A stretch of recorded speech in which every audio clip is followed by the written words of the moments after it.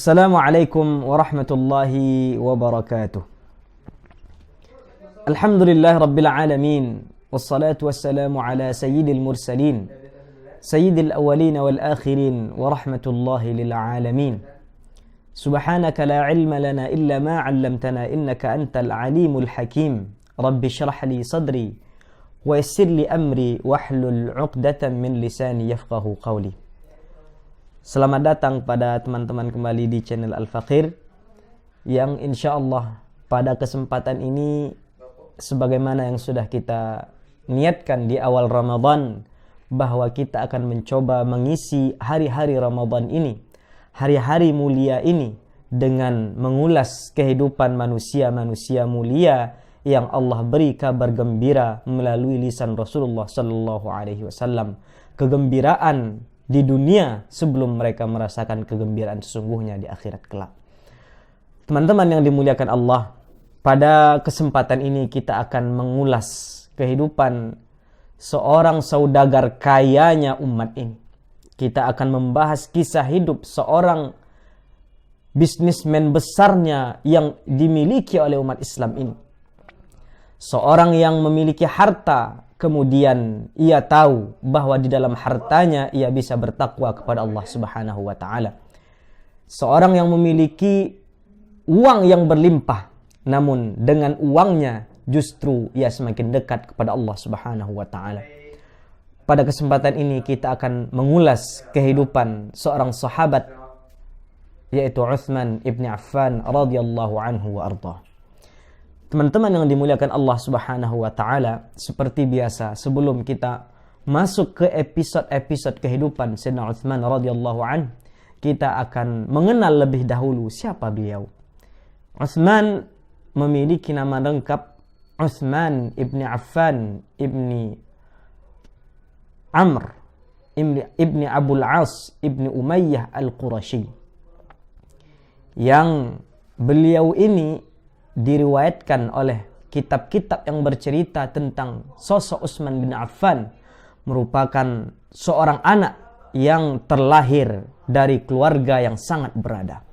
Orang tuanya merupakan salah seorang saudagar kaya Makkah yang sangat sukses dari segi perdagangannya, yang meninggal ketika Utsman radhiyallahu anhu masih dalam usia remaja.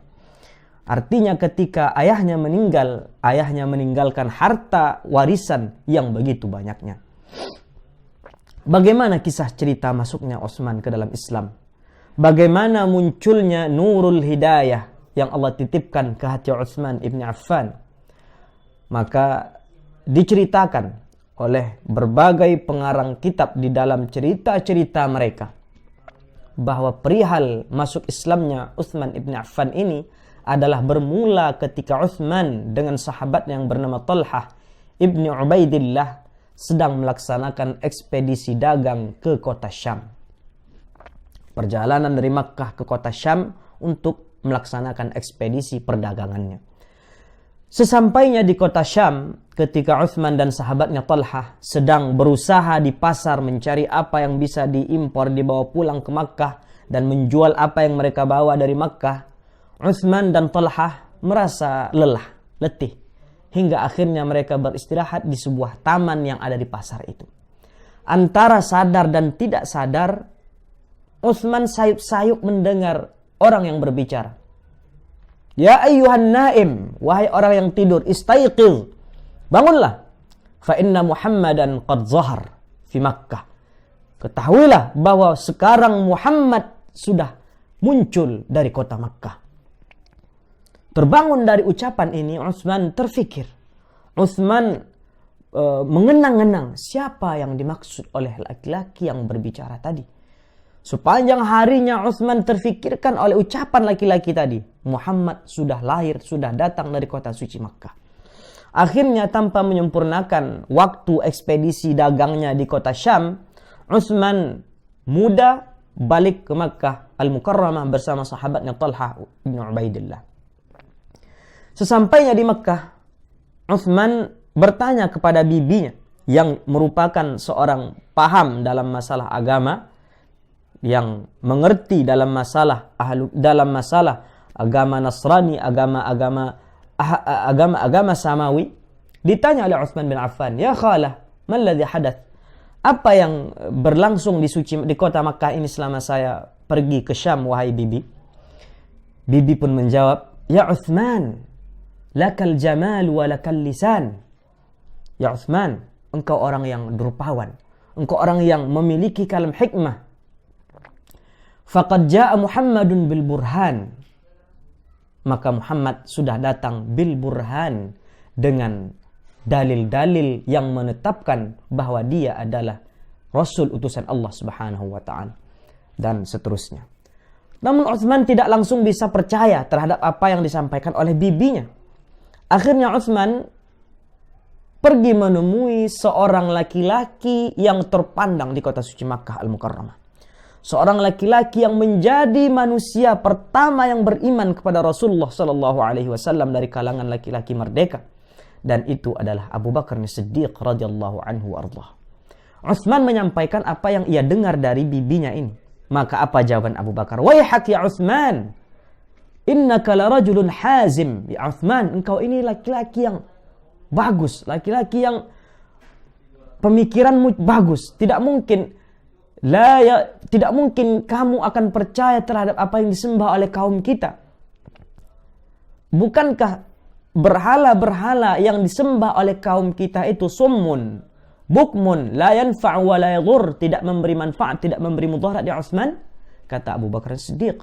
Maka Utsman menjawab, "Bala, ya. Memang berhala yang disembah oleh kaum kita, berhala batu yang tidak memberikan apa-apa." Maka apa kata Abu Bakar As-Siddiq? "Laqad saddaqatka khalatuk." Percayalah Utsman, yakinlah Utsman bahwa bibimu telah mengatakan kebenaran, bahwa Muhammad telah lahir dari kota suci Makkah ini dan sudah diangkat menjadi nabi dan rasul. Mendengar ucapan dari Abu Bakar As-Siddiq ini, tanpa pikir panjang lagi, Utsman beserta sahabatnya Talha bin Ubaidillah pergi menemui Rasulullah sallallahu alaihi wasallam dan menyatakan bahwa mereka beriman kepada Allah dan bersaksi bahwa Muhammad sallallahu alaihi wasallam adalah utusan Allah Subhanahu wa taala. Inilah ringkasan singkat bagaimana cerita awal munculnya, atau bagaimana cerita awal mulanya Utsman ibn Affan radhiyallahu anhu wa ardhah memeluk agama Islam. Lantas apa yang terjadi setelah Utsman Islam? Apa yang dilakukan? Bagaimana periode kehidupan Utsman setelah ia memeluk agama Islam? Seperti sahabat-sahabat lainnya, meskipun Utsman bin Affan ini orang yang kaya, orang yang dermawan, orang yang terpandang di kota suci Makkah Al-Mukarramah, lakin lam yaslam min adza Quraisy. Utsman tidak selamat dari pengazaban, dari caci maki, dari sumpah serapah orang Quraisy kepada mereka yang memeluk agama Islam. Bahkan yang menganiaya Utsman itu adalah pamannya sendiri, Al-Hakam ibni Abul As ibni Umayyah Al-Qurashi. Yang mengazab Utsman adalah pamannya sendiri. Utsman diikat, mendapati dirinya disiksa sedemikian rupa oleh golongan Quraisy, bahkan oleh pamannya sendiri. Maka Utsman pun diizinkan oleh Rasulullah sallallahu alaihi wasallam untuk berhijrah dari Makkah ke Al-Habasyah. Maka Utsman beserta istrinya Ruqayyah binti Rasulullah sallallahu alaihi wasallam untuk hijrah ke kota Habasyah. Mereka termasuk golongan orang pertama yang berangkat meninggalkan kampung halaman, meninggalkan harta kekayaan, meninggalkan keluarga untuk berhijrah ke kota Habasyah. Kita tahu bagaimana perjuangan hijrah yang dilakukan oleh para sahabat di zaman Rasulullah sallallahu alaihi wasallam. Apalagi yang dilakukan Utsman setelah umat Islam mengalami azab yang demikian sangat berat dari golongan Quraisy, dari kaum Quraisy, Abu Jahal, Abu Lahab, dan seluruh orang kaum Quraisy lainnya. Setelah umat Islam menerima perintah kebolehan untuk hijrah ke Madinah Al-Munawwarah, maka Utsman pun hijrah bersama Rasulullah sallallahu alaihi wasallam. Sampai di Madinah Al-Munawwarah, ternyata kedermawanan Utsman, Islamnya Utsman bin Affan ini merupakan nikmat besar bagi orang Islam, merupakan pertolongan besar dari Allah Subhanahu wa taala melalui tangan Utsman radhiyallahu anhu wa ardhah. Sesampainya di Madinah Al-Munawwarah, masyarakat Madinah di kota suci Madinah Al-Munawwarah ada satu sumur, yang sumur ini memiliki air yang sangat jernih, yang kalau diminum airnya sangat melegakan dahaga. Tapi sayang, sumur ini dimiliki oleh seorang Yahudi, sehingga kalau orang Islam ingin mengambil air dari sumur ini, orang Islam mesti membayar kepada orang Yahudi tersebut setiap embernya.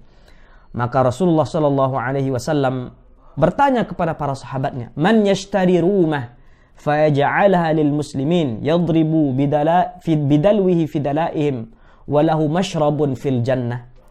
Siapa yang akan membeli sumur rumah ini sehingga ia menginfakkannya kepada orang muslim, orang muslim tidak lagi perlu membayar kepada orang Yahudi pemilik sumur ini, wa lahu mashrabun fil jannah, dan dia akan mendapat ganjaran mashrabun fil jannah, tempat minum nanti kelak di surga. Tanpa pikir panjang, tanpa berpikir lebih dalam, Utsman mengeluarkan 20.000 dirham untuk membeli bi'ru rumah. Yang kalau 20.000 dirham ini kita kalikan ke rupiah sekarang, silahkan kawan-kawan sendiri mengkalikannya berapa. 1 dirham 3 gram perak, 1 perak berapa rupiah, kalikan 20.000 dirham. Begitulah bagaimana sedekahnya Utsman bin Affan. Di kali lainnya, ketika para sahabat sudah mulai banyak datang ke Madinah Al-Munawwarah, sudah mulai banyak orang yang memeluk agama Islam, akhirnya Masjidul Rasul itu mulai sempit, mulai tidak cukup untuk ditempati oleh para sahabat. Akhirnya kata Rasulullah, "Man yuwassi' lana hadzal bait bi baitin fil jannah." Siapa yang ingin meluaskan masjid kami ini, siapa yang ingin membeli tanah-tanah di samping, kiri, kanan, belakang, depan masjid ini, memperluas masjid ini, bibaitin fil jannah, dengan ganjaran ia akan mendapatkan rumah di surga kelak. Sekali lagi, tanpa pikir panjang, Utsman berdiri menemui Rasulullah SAW bahwa dia yang menyanggupi untuk memperluas masjid Rasulullah SAW ini. Cukupkah sampai di sini? Ternyata tidak. Di kali lainnya, ketika pasukan muslim mengalami paceklik yang begitu dahsyat, sementara panggilan untuk berjihad di jalan Allah sudah terkumandang saat perang Tabuk, tapi persiapan orang Islam sangat-sangat tidak mumpuni, karena orang Islam dalam keadaan paceklik, dalam keadaan masa panen yang tidak stabil, tidak ada persiapan yang bagus. Maka kata Rasulullah bertanya kepada para sahabatnya, "Man yujahiz haula'il jaish?" Siapa yang akan mempersiapkan tentara-tentara Allah ini? Siapa yang akan memberangkatkan pasukan Allah ini? Kata Utsman radhiyallahu anhu, "Arda alayya mi'atu ba'irin bi ahlasiha." Kata Utsman, "Ya Rasulullah, saya bertanggung jawab untuk memberi 100 ekor unta dengan seluruh persiapan, dengan seluruh barang-barang yang dibawa oleh unta tersebut." Kali kedua Rasulullah tanyakan, "Siapa yang akan membantu kami mempersiapkan pasukan ini?" Kata Utsman, "Saya 100 ekor unta." Dan kali ketiga Rasulullah tanya, maka Utsman pun tetap menjawab, "Saya bertanggung jawab 100 ekor unta dengan seluruh yang dibawa oleh unta ini ya Rasulullah." 300 unta dipersiapkan oleh Utsman bin Affan untuk menghadapi musuh-musuh Islam dalam perang Tabuk. Sehingga apa kata Rasulullah SAW? Balasan dari perbuatan Utsman bin Affan ini apa kata Rasulullah? "Ya Utsman, ghafarallahu lak. Ma qaddamt wa ma akhart, ma asrart wa ma a'lant, ma dharra Utsman ma fa'ala ba'da hadzal yaum." Ya Utsman, semoga Allah mengampunimu apa yang telah qaddamt wa ma akhart, yang sudah berlalu dan akan datang. Wa ma asrarta wa ma a'lant, yang engkau sembunyikan dan yang engkau perlihatkan kepada manusia, engkau diampunkan dari Allah ya Utsman. Ma dharra Utsman ma fa'ala ba'da hadzal yaum. Tidak ada satu hal pun yang memberi mudarat kepada Utsman setelah apa yang ia persembahkan kepada agama Islam sejak hari ini.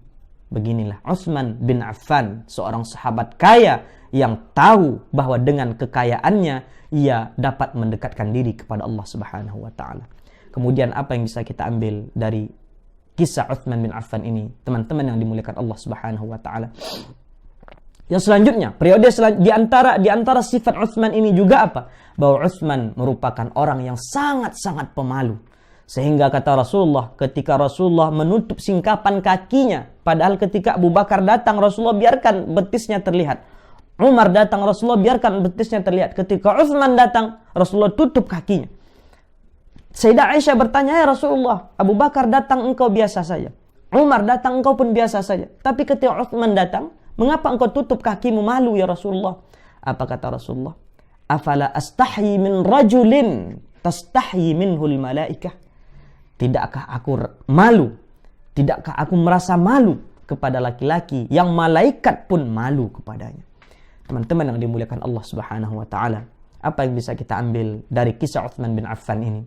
Yang pertama, bahwa ternyata harta yang Allah berikan, bisa jadi kita tidak Allah titipkan nikmat kekuasaan. Bisa jadi tidak Allah titipkan kita nikmat ilmu, tapi Allah titipkan kita nikmat harta. Jangan sampai dengan nikmat harta ini menjauhkan kita dari Allah Subhanahu wa taala. Apalagi di bulan Ramadan ini, Rasulullah SAW orang yang paling sangat dermawan. Terlebih lagi ketika bulan Ramadan ini, karihil mursalah, kata hadis-hadis meriwayatkan, seperti angin yang berhembus, bagaimana dermawannya Rasulullah SAW. Jangan sampai harta yang kita miliki justru menjauhkan kita dari Allah Subhanahu wa taala, tapi dengan harta yang kita punyai, dengan harta yang Allah amanahkan kepada kita, mendekatkan diri kita kepada Allah Subhanahu wa taala. Yang kedua, malulah seperti malunya Utsman ibn Affan. Bagaimana kita malu kepada Allah Subhanahu wa taala? Suatu hari Rasulullah bertanya kepada sahabat, meminta para sahabat, "Ayuhan nas, istahyu minallahi haqqal haya." Malulah kalian semua kepada Allah, wahai sahabatku. Sahabat bertanya, sahabat menjawab, "Istahayna ya Rasulullah walhamdulillah." Ya Rasulullah, kami sudah malu kepada Allah ya Rasulullah, walhamdulillah. Tapi Rasulullah jawab, "Laisa dzalik, walakinnal istihya'a minallahi haqqal haya an tahfadhar ra'sa wa ma wa'a wal batna wa ma hawa wa an wal tadhkuril mauta wal bila." Orang yang malu kepada Allah Subhanahu wa taala itu sebenar-benar malu adalah orang yang menjaga apa yang ada di kepalanya dan isinya, apa yang ada di perutnya dan isinya pula, dan orang yang mengingat mati dan orang mengingat Allah Subhanahu wa taala dan meninggalkan dunia dan pernak-perniknya dengan mengharapkan ridha dan akhirat dari Allah Subhanahu wa taala. Istahyu minallahi haqqal haya. Semoga video singkat ini mengingatkan kita bahwa harta yang kita punyai tidak akan bermanfaat, tidak akan memberi dampak positif bagi kehidupan kita di dunia, bahkan kehidupan kita di akhirat, kecuali ketika harta ini menjadi tabungan investasi kita, pahala yang kita harapkan di akhirat kelak dengan mensedekahkannya di jalan Allah Subhanahu wa taala, dan benar-benar memiliki sifat malu kepada Allah Subhanahu wa taala. Mungkin sampai di sini pertemuan kita kali ini. Astaghfirullah li wa lakum. Wassalamualaikum warahmatullahi wabarakatuh.